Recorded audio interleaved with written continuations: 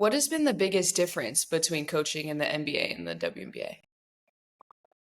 Well, we're not throwing lobs for dunks. Yeah, there you go.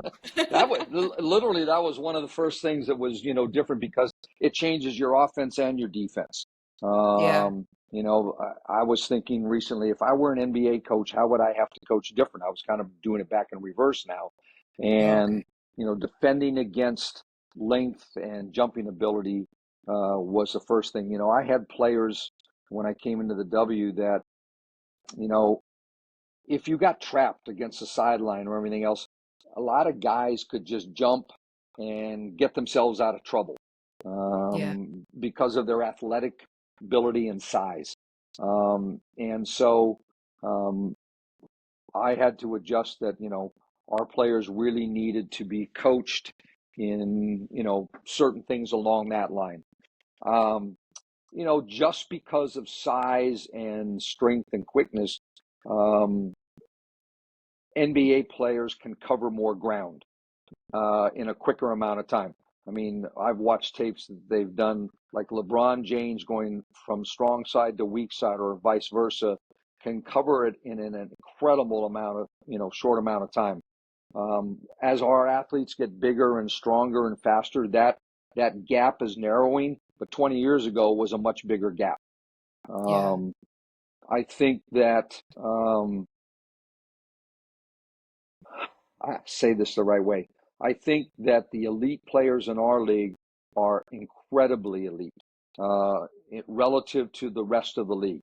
I think the gap has to narrow in the WNBA somewhere in the middle players a little bit. We have great rookies coming in, and I think over the next few years, we're going to see the talent pool increase in our league with more depth to the league.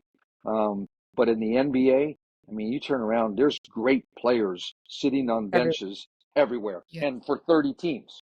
And Yeah. you have a G League that allows development of some of those players too. We don't have that in our league.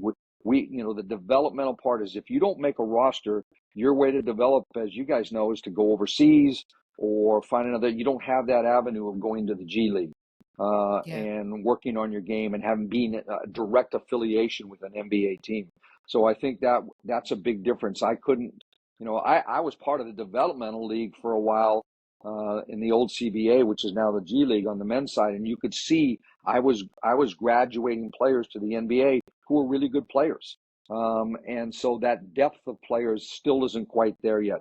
I know college fans and everybody are really up in arms when some of the younger players get cut that were names in college, but it's hard to make a team in our league. You know, Oh, It's a I know. I you know. know, it's really hard. And I told players, when we cut them, you know, this is a little different. I mean, you're in the top 200 players in the world and can get cut in the Yeah. WNBA. You can be in the top 500 and still be in the NBA, and Yeah. that's a huge difference. And so, it'll be great as we get more expansion teams and we can develop more players. But it's also going to take a while because we need that to carry over for a few years where players are getting that experience. It's not all going to happen at once. Yeah.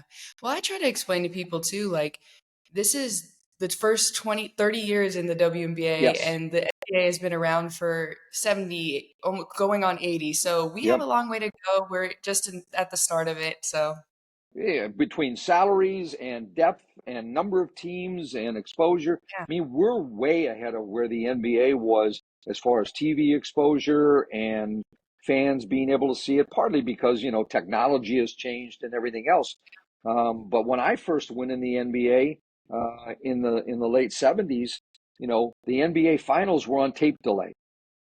Literally, when we won the championship in LA in 1980, we won the game in Philadelphia. It was on tape delay on the West Coast. wow. And it's crazy. So like Wow. they won, and you're like, oh, Yeah. People out west are going,